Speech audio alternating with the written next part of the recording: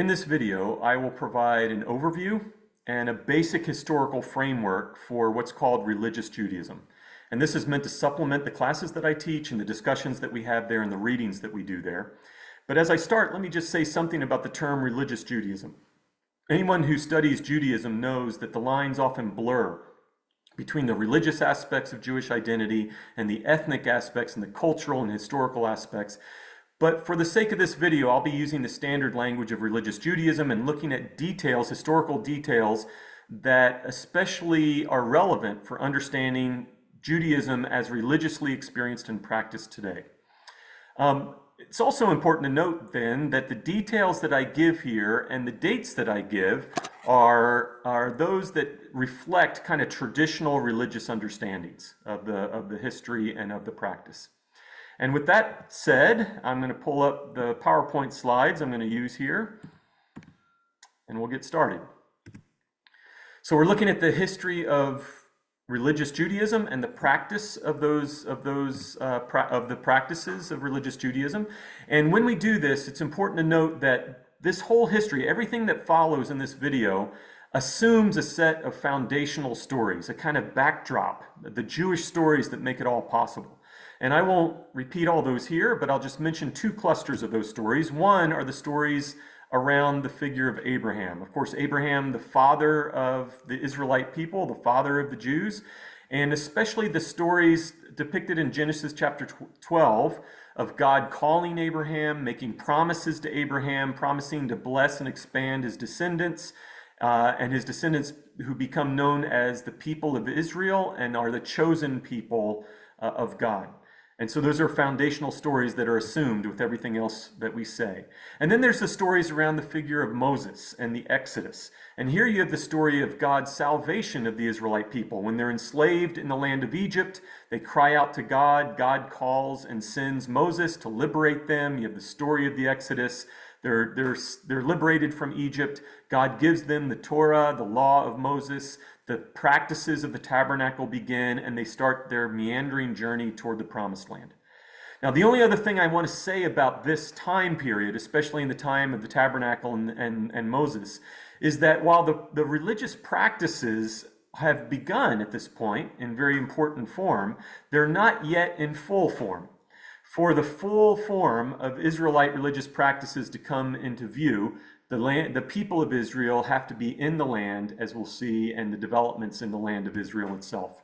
And once they are, and from this point forward, I will follow kind of the standard categories that are often used for the stages of Israelite religious practice: ancient Israelite religion, Second Temple Judaism, and Rabbinic Judaism. And with that, let's jump into the first one, ancient Israelite religion, what is sometimes called First Temple Judaism.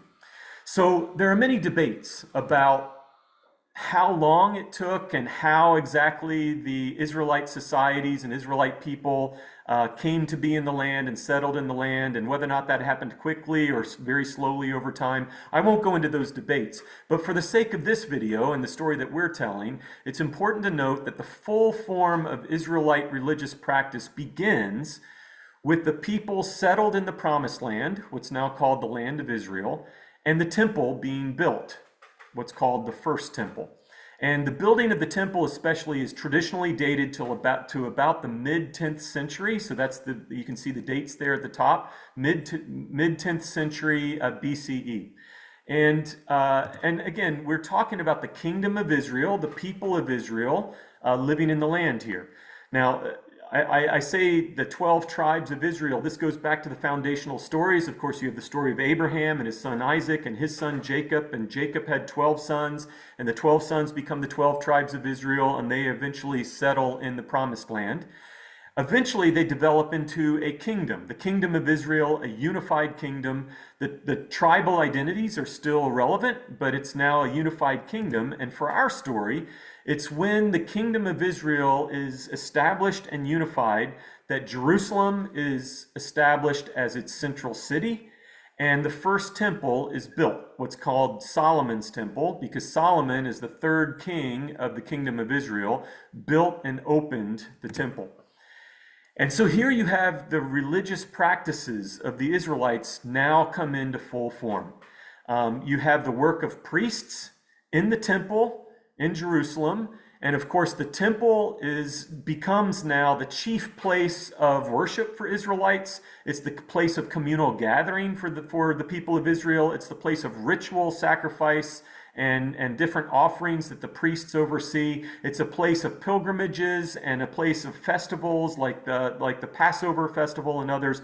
All these religious practices that are described in the Hebrew Bible, or what Christians call the Old Testament. But the thing to note here is as Israelite religious practices now come into full form, they are practices that are anchored in a specific place, in the temple in Jerusalem. And that's very, very important. In fact, in the law of Moses, it says that all of these practices, including the sacrifices and the work of the priests and the festivals, can only take place in the temple. They can't just be done anywhere. They take place in the temple. So it's a very place-anchored religious practice. Here's an artistic depiction of Solomon's temple. You can see Jerusalem kind of in the background there, and you can see the temple itself and the temple grounds and the facilities around it. But as the history of Israel continues to develop, there start to be a number of challenges, both internal challenges and external challenges. The internal challenges include the fact that the unified kingdom of Israel starts to have internal problems, and it divides. It divides, in fact, into two kingdoms now, a northern kingdom called the Kingdom of Israel now, and a southern kingdom called the Kingdom of Judah. And the northern kingdom has 10 of the 12 tribes represented, and the southern kingdom has the other two of the 12 tribes represented. The Kingdom of Judah has 2 tribes, especially the tribe of Judah, from which it takes its name. And so you have the Kingdom of Israel divided, but then you also have these external empires that start to rise up and invade the land of Israel. And there's a lot of history here, but we'll just hit a few of the highlights. One of the first significant ones is in the year 722 BCE, when the Assyrian Empire invades the land and conquers the northern kingdom. They conquer the kingdom and the 10 tribes of the northern kingdom. And supposedly those 10 tribes have never been revived. And throughout the rest of Israelite history, and even in the modern world, people sometimes talk about the 10 lost tribes of Israel. And that's what we're talking about, the northern kingdom that the Assyrians destroyed. But at that time, the southern kingdom, the Kingdom of Judah, remains. They were not conquered. And that's important for 2 reasons in the telling of this story. The first reason is that Jerusalem, the city of Jerusalem, and the temple are in the southern kingdom. They're in the south. They're in the Kingdom of Judah. So as we tell the history of the religious practices here, those religious practices with the priests and the sacrifices and the temple rituals and all the rest remain. They continue at this time. But the second thing that's important about this point is that it shows us why we start getting some of the language that we get of Jews and Judaism. If you've noticed, up to this point in the story, I've been talking about the children of Abraham as the Israelites, or maybe the Hebrews, as they were also referred to. But it's only at this point, when the northern kingdom is destroyed and all that's left of Abraham's children officially are found in the Kingdom of Judah, it's at this point that they start to be referred to also, not just as Israelites, but also as Judahites, or eventually Jews, and their religious practices are referred to as Judaism. Now, this doesn't happen overnight. It's a long, slow process, but this is why we use the language of Jews today. But as the history continues, another major world event happens, and very, very significant for understanding Jewish history. And I put this date in red because it's so significant in the telling of this story. But in the year 587, another big empire, the Babylonian Empire, that now has overcome the Assyrian Empire in wider control, the Babylonian Empire invades the land and conquers the southern kingdom. They conquered the Kingdom of Judah. So the Assyrians had conquered the northern kingdom, and now the Babylonians conquer the southern kingdom. But this has major implications for the story we're telling for several reasons. First and foremost, because when the Babylonians conquered the southern kingdom, they destroyed the city of Jerusalem, and they destroyed Solomon's temple. And so they destroyed the first temple, and all of the temple practices at this point cease to exist. They stop. They cease. As I said, The priests and their work and the rituals and the festivals and all that stuff can only happen in Jerusalem and the temple. So now Jerusalem is destroyed, the temple is destroyed, and so Israelite religious practices stop. Now we could ask, does that mean that they just cease to exist in world history? And obviously that's not the case because I'm telling this story on this video. But at least for right now, they stop. And that's a very significant occurrence. The other thing that happens is that the Babylonians lead the Jewish people, as they're now starting to be called, off into exile. They take them out of the land and they take them to Babylon, which is today what we call Iraq and the wider region of Iraq in the Middle East, and they enslave them there. So another enslavement of the Jewish people, of the Israelite people. Now, they didn't take all the Jews out of the kingdom of Judah. They primarily took the elite Jews and the affluent Jews, but they took many out and they left some behind. But even the ones that were left behind, they were left behind in a destroyed kingdom with a destroyed city and temple. Now, as you could imagine, this creates all kinds of challenges for the Jews. They start asking huge questions. Some of the questions that they start to ask are theological challenges, theological questions. Questions like, where is God in all of this? And why has God permitted this to happen? Why has God permitted the holy city of Jerusalem and the holy temple to be destroyed? What about all the promises made to our father Abraham? How are we to understand this? And many of those theological questions are addressed in many parts of the Hebrew Bible. But for the sake of this story that we're telling, a set of practical questions are also being asked. Questions like this: how can we worship faithfully in a foreign land without a temple? As I said, you can only do the practices of ancient Israelite religion in the temple, in Jerusalem, and in the land.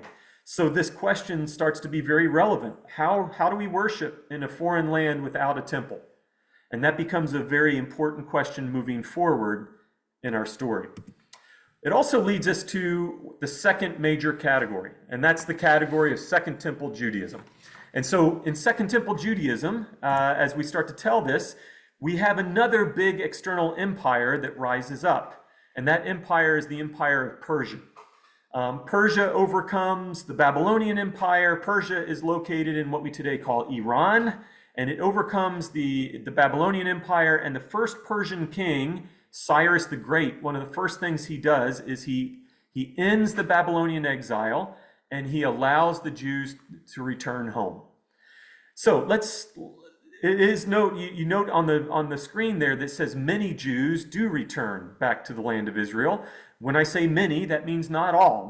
Most returned, but some of the Jews who have now been living in the Middle East, in Babylon and Persia for many decades, some of them don't return home.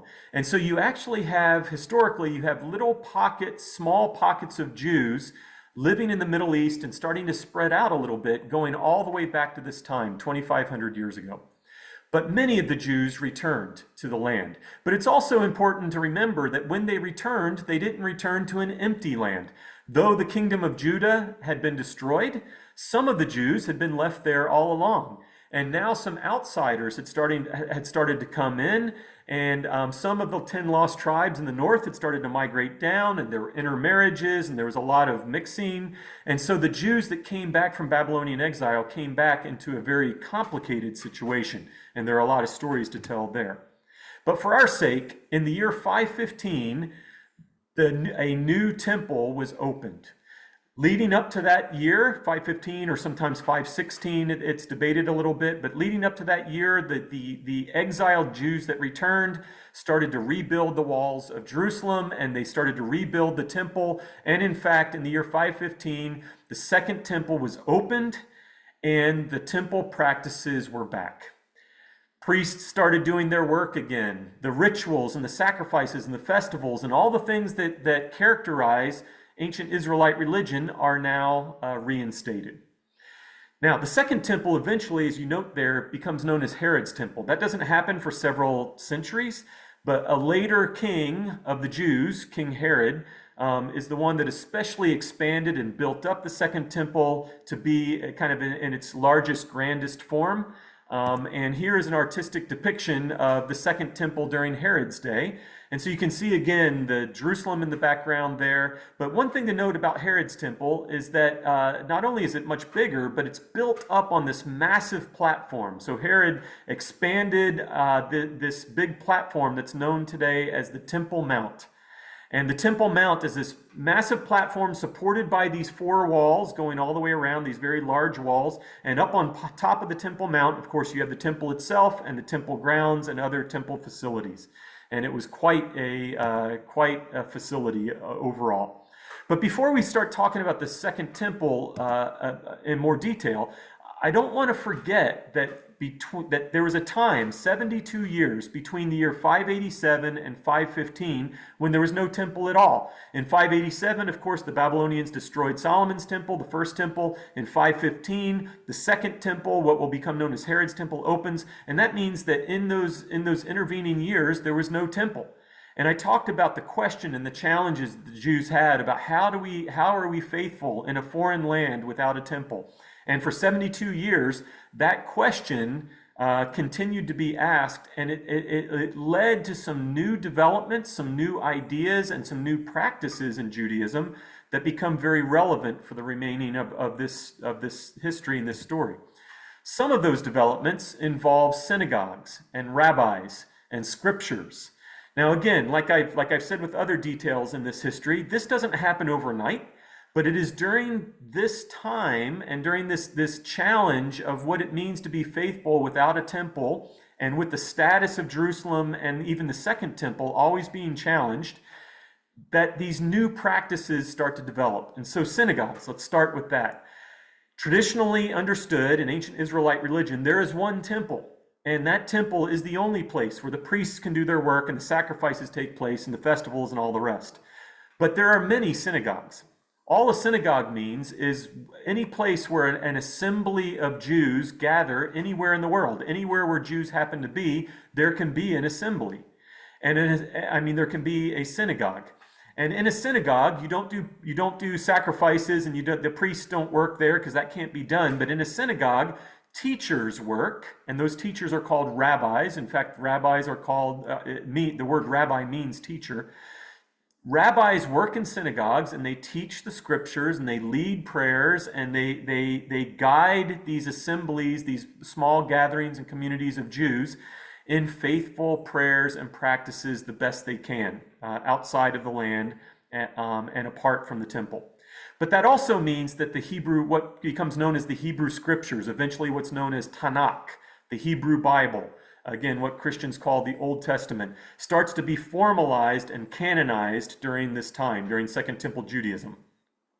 Now, the Jewish stories and the Jewish laws and all those things had been around, obviously, for a long time by this point, and many times written down or passed around orally.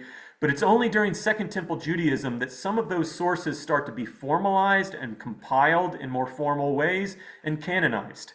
And so you have this and this becomes necessary, especially as Jews are starting to spread out across the world, as there are synagogues and rabbis trying to help Jewish communities be faithful wherever they are. And so scriptures and a more kind of formalized set of scriptures becomes necessary and important at this point. And so that's also very important. But we have to remember, even as the synagogues and the rabbis and all these things are developing, now there's a second temple in full swing.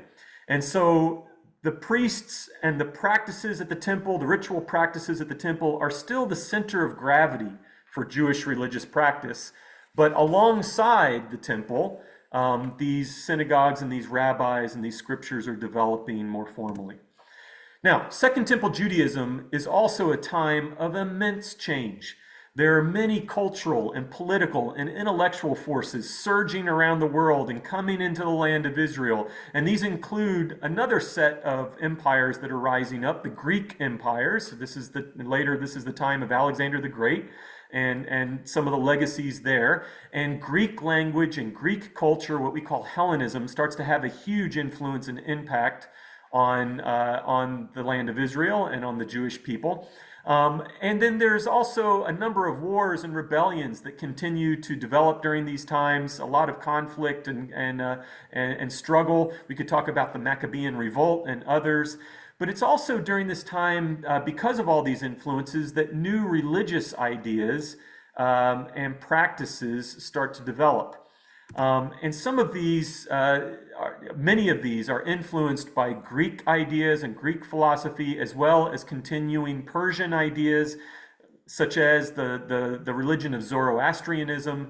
But during in this time with all these influences, Second Temple Jews start to think about God differently. New ways to understand monotheism develop, new ideas about the soul and the afterlife and the eschatology, end times and apocalyptic ideas, but also messianic expectations. It's during this time in Second Temple Judaism that Jews start to develop, and this is reflected in the Jewish prophets, for example, start to develop these expectations and anticipations that God is going to send a Jewish Messiah to set things right and restore, at least in some form, restore the ancient glories of the kingdom of Israel that now are so routinely challenged. It's also soon after all of these developments that another empire rises up, and this one being the biggest and the baddest of them all. The Roman Empire comes to power and takes over control of the entire known world at the time and invades and occupies the land of Israel. Now, for the most part, early on at least, the Romans and the Roman leaders allowed Jews to continue to practice their religion in Jerusalem and in the temple as long as they didn't cause any political problems. They allowed them to practice it, but the Romans were in charge and they occupied and controlled the land. And then I'll mention two names along at this to put them in historical context. It's during the time of the Roman Empire that King Herod comes to power. He is the Jewish king, but he's also a client king on behalf of the Romans. And so King Herod at this time is very well resourced, and it's at this time that he builds up the Second Temple, builds up the Temple Mount, and all the things that we noted. It's also during the time of the Roman Empire that the most famous and influential Second Temple Jewish rabbi in history is born and lives, and that's Jesus of Nazareth. Jesus was a Second Temple Jewish rabbi, a teacher who had a number of students called disciples, and he taught Torah and he modeled faithful living to Torah. But the thing that's significant about Jesus is that some of his followers came to be convinced that he was not just a rabbi, but that he was actually the expected Jewish Messiah. And that conviction obviously leads us off into another discussion, another lecture for another time. That's the history of Christianity. But it's important to place Jesus of Nazareth in his historical context here in the Jewish story. But as we move forward in the story that we're telling now, a few years or a few decades after the life of Jesus, a set of rebellions and wars called the Jewish Wars occurred. And this starts around the year 66, and Jews united and started to rebel against the authority of occupying Rome. And these wars often took on kind of the story of David and Goliath, you know, the small little band of Jewish rebels standing up against and trying to kick out this giant of an empire. And for a very brief time, the Jewish rebels actually were able to take back over control of the temple and Jerusalem. But of course, Rome didn't respond well to that. And they responded very harshly. And in the year 70, and I put this date in red as well because it is a centrally important date for telling of the Jewish story, but also for world civilization in general. This date and what happened on this date in this year affects Christianity and Islam and many other societies throughout history. This was a very important domino for a lot of historical occurrences. But in the year 70, Rome comes in and they destroy Jerusalem and they destroy the Second Temple, Herod's temple. What you have here is a picture on the right there of what's called the Western Wall, and this is all that's left of Herod's temple. or at least this is just part of the retaining wall that I showed you earlier that was around Herod's temple, and this is one of the few parts of the retaining wall that's still visible and accessible today. And it's right next to where Herod's temple once stood. Herod's temple would have stood right there where that gold-capped dome is. That gold-capped dome, by the way, is the Dome of the Rock, which is a very holy site, one of the holiest sites for Muslims. And it was built more than 500 years after Herod's temple was destroyed. And that's also a story for another time and a lecture for another time as we tell the story of Islam. But as we look at the Western Wall here, it's important to note that today, this is the only part, or one of the very only parts of Herod's whole temple complex that remains, and it's the holiest site for Jews. And so Jews and non-Jews from all over the world will come to the Western Wall, they will pray, they will worship, they will write prayers on pieces of paper and stick it in the wall, they will cry and remember their history.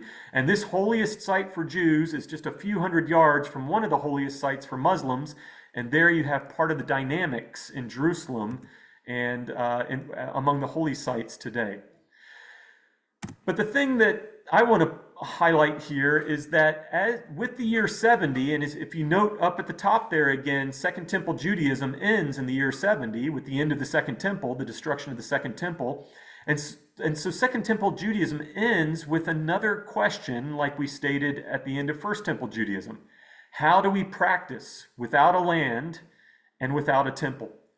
The difference this time is that when that question was asked earlier, after the year 587, it was asked for a 72-year period before a second temple was built and the temple practices were restored. And while that middle period put into motion some things that we've seen are very significant, it still was a temporary time before the central practices of Judaism were restored. At the year 70, after the year 70, now when this question is asked, how to practice without a land and a temple, this is not a temporary question. This is a perennial question. This question becomes the question of Judaism for the next 2,000 years, up until today. So starting in the year 70, this becomes the permanent question for Judaism and Jewish religious practice. What that means is that at the year 70, a fundamental change takes place in what we're calling Jewish religious practice. Jewish religious practice shifts from being a practice anchored in a place, anchored at the temple and with the work of priests, and becomes a work of synagogues spread throughout the world and led by rabbis. And I will just repeat one more time that in Second Temple Judaism, these two aspects of Jewish practice existed side by side. Right? The center of gravity for Jewish practice was at the temple with the priests, but synagogues and rabbis around the world were developing alongside the temple practice. But now after the year 70, all that remains are synagogues and rabbis. And that leads to our third and final category in this history, that of rabbinic Judaism. And again, I condensed down the different categories so they can remain on the screen. But now, starting in the year 70, we have rabbinic Judaism moving forward. So let's talk just a little bit about that and bring this history to a close. In rabbinic Judaism, Jewish practice and in fact Jewish identity is now defined by diaspora, what's called diaspora. Diaspora is simply a word that means the spreading out or the dispersion of people from their original land. And so Jews now are dispersed. In the year 70, when the Romans destroyed the temple and destroyed Jerusalem, they drove Jews out of the city permanently. Now again, that didn't happen overnight. It actually took quite a bit of time. But by the 2nd century at least, the diaspora was nearly complete. Almost all Jews had been driven out of the land, certainly out of the land of Judah, and were living in diaspora. And so Jewish identity from this point forward is a diasporic identity, and Jewish religious practice is a practice of diaspora. And so what that means is some of the things that we introduced in Second Temple Judaism, the importance of scriptures, the Tanakh, the role of synagogues spread throughout the diaspora, the leadership of rabbis and the different rabbinic traditions. These things become central to what Judaism is. And that's why in this last stage, Judaism is referred to as Second Temple Judaism. And so the rabbis at this point are especially leaning into this work of how do we take the Tanakh, the scriptures that describe our religious practice in the law of Moses, in the land and with the priests and with the temple, how do we take that teaching and translate it now into Jews living in diaspora all over the world without temple and without that central place. And rabbinic traditions, rabbinic debates, rabbinic teachings and stories developed during this time that help Jews and guide Jews in that kind of question and those kind of issues. All of those rabbinic traditions, this happens for for centuries. And there are different rabbinic traditions in different parts of the diaspora. But by the 6th century, those rabbinic traditions are starting to be pulled together and they are compiled into a series of resources called the Talmud. And the Talmud is actually a 63-volume set of resources, a massive set of resources of rabbinic stories, of rabbinic teachings, of rabbinic debates about how to be faithful in diaspora without the land and without the temple. And so this is a combination, and there were other sources before this, but the Talmud becomes the authoritative guide moving forward. It is the authoritative guide for Rabbinic Judaism. So Rabbinic Judaism moving forward actually has two main sources, what are called dual Torah. The written Torah of the Tanakh, the scriptures, which is the central authority, it is God's word.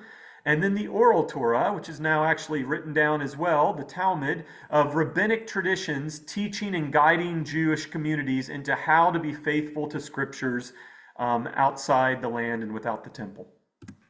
It's also important to note that during these centuries, as you could imagine, that Jews continue to migrate around all over the world. They're living in expanded territories and very diverse contexts and different cultures and different nations. And those contexts themselves are always changing.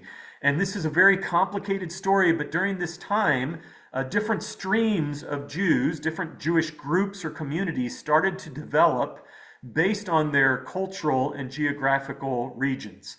And there are many that we could talk about, but just to mention kind of the big three, Ashkenazi Jews are those that especially have been historically associated with Europe and with Russia, and they're depicted on the map there in yellow. Sephardic Jews, especially in green there, originally were associated with the Iberian Peninsula, what we today call Spain and Portugal, but through a number of events ended up migrating, especially across North Africa and over into the Middle East, where they often mixed in with Mizrahi Jews, which are in gray there, which are Jews that resided in the Middle East and even resided in different parts of the Middle East, going all the way back to the Babylonian Empire, as we've said. Now, there are other groups, there are independent Jewish groups, and we could talk about some in East Africa and in India and other places, but these groups especially started to spread out through history to the Americas and to other parts of the world, and you have these diverse streams of Judaism that develop. As all this happens, Judaism is becoming much more complex, and there are other rabbis that come along that especially help Judaism, guide Judaism in different parts of its history. I will only name two rabbis and two works here very briefly. There are others, but these two are especially important. In the 12th century, a rabbi named Maimonides, very significant rabbi and scholar, lived and worked. He was born in what we today call Spain, but spent the latter part of his life in North Africa. But he wrote a number of things that were very important and influential for Judaism, but especially the Mishnah Torah, a 12th century work that took now what was 12 centuries of rabbinic teachings and all that was in the Talmud and all these developing complexities, and he reduced it all down to one volume, the Mishnah Torah. And in that, he articulated what's called the 13 Articles of Faith, which really had synthesized Jewish law into one volume and provided the framework for Jewish practice, especially for the medieval era, for the Middle Ages, but it continues to have influence even into modern times. Massively influential rabbi who, by the way, also had an influence on Islam and Christianity as it developed in the Middle Ages. And then I'll also mention Joseph Caro and his Shulchan Aruch, which is a 16th century book that codified Jewish law moving forward, put it into codified form for practice. A very, very influential and important work. Now, all of this time, there were other historical forces surging around, and I mentioned some of these, but the rise of Christianity, very significant because Jews often lived in Christian majority countries. The rise of Islam, also very significant in this story. The Crusades, the Spanish Inquisition, anti-Semitism, especially in Europe and other places. All of this made diaspora life very difficult, and there were a lot of other forces coming along. But now we get down to the end of our story and the development of modern Judaism. And modern Judaism is usually dated to the late 18th century, the late 1700s. And modern Judaism really is Judaism as it starts to respond to and navigate all the modernizing forces that were developing at first in Europe in the post-Enlightenment period. And so as modernization takes place and you have the rise of the scientific revolution and modern political revolutions and modern philosophies and modern social movements and all these things, Jews, just like everyone else, were trying to navigate this, and they navigated it in a number of ways. And different Jewish streams, different Jewish philosophies and practices started to develop. Some were very rationally based, kind of leaning into Enlightenment rationalism. Some were more mystically based, and some of the romantic and mystical aspects of post-Enlightenment Europe. Some were biblicist and more literalist in their reading of Scripture. We could talk about all of those, but especially in the modern time, in the United States especially, this also developed into three distinct approaches to how to fulfill the law of Moses in modern times. And I won't go into the details here, but these can be studied elsewhere. But Reform Judaism, Orthodox Judaism, and Conservative Judaism developed and are very distinct. They all use the Tanakh and they all use the Talmud in different ways, but they worked out the practices and the fulfilling of the law of Moses in very different ways. And just a few depictions here of more Orthodox Jews on the left side of this picture, and more progressive, Reformed, conservative Jews on the right side, and all the ways that those started to work out. But the other thing, and this is the last bullet point on this slide, is that a new set of movements also started to rise up and develop, especially in the late 19th century. A set of movements called Zionism started to develop. And the Zionist movement was made up of Jews who started to become more convinced that diaspora living was not sustainable for the Jews. It had not worked out for all of these centuries. It was too difficult, too much anti-Semitism, too many pogroms, and too much persecution, and too many things going on. And so the Zionist movement was a group of Jews who started advocating for the Jewish people to establish their own modern nation state. And for the most part, they were advocating for Jews to return back to their ancestral land, the land of Israel, and have their own nation state there. Now, it's important to note that especially when Zionism was beginning, it came in many, many forms. There was much variety. Many of the early Zionist Jews were not religious Jews themselves. They were ethnically Jewish. They valued their Jewish heritage, but they were not practicing Jews. They were not religiously observant. They were secular. And it came in many different political forms. Some Zionist Jews were religious, and so all of this was very complicated. But the point here is that for the first several decades, Zionism was just a set of debates. It was not a political reality until another thing happened, and that is World War II. And with World War II, in the 1940s especially, you have what has become known as the Holocaust, or in Hebrew, what's known as Shoah, or the catastrophic destruction. In the Holocaust, 2/3 of all European Jews were murdered by Hitler and the Nazi regime.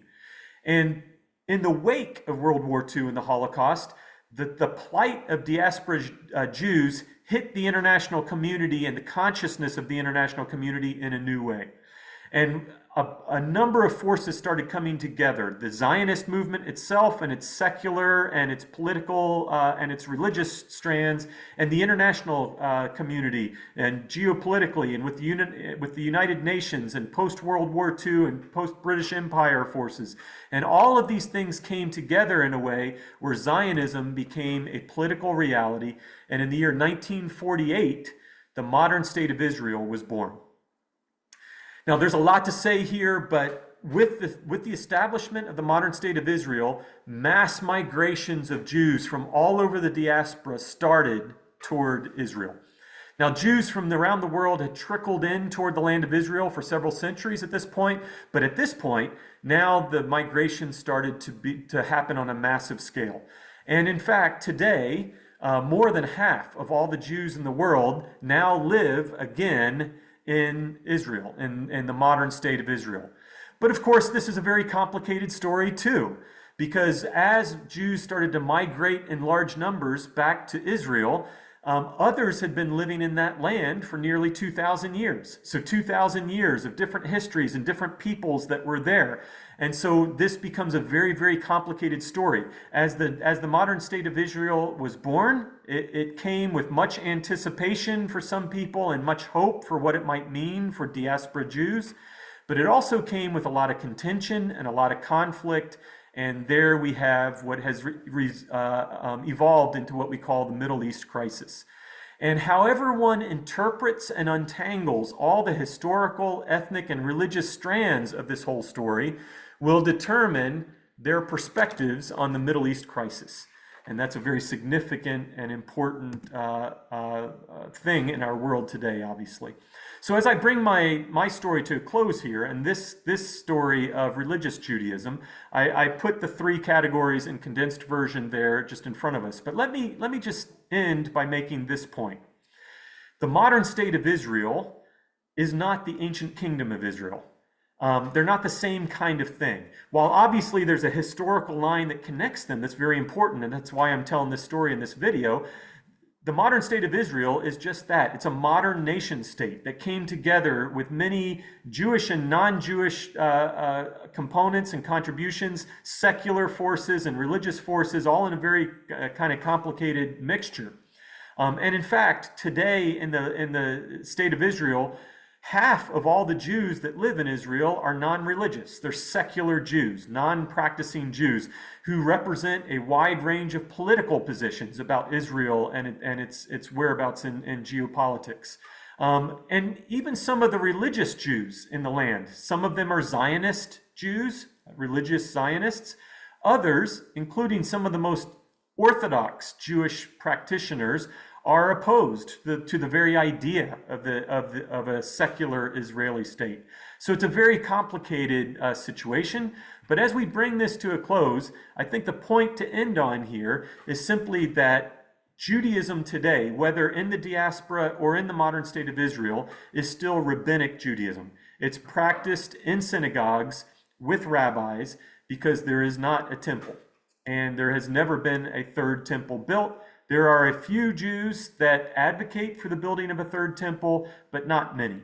And so that's where our story comes to an end in telling the history of religious Judaism.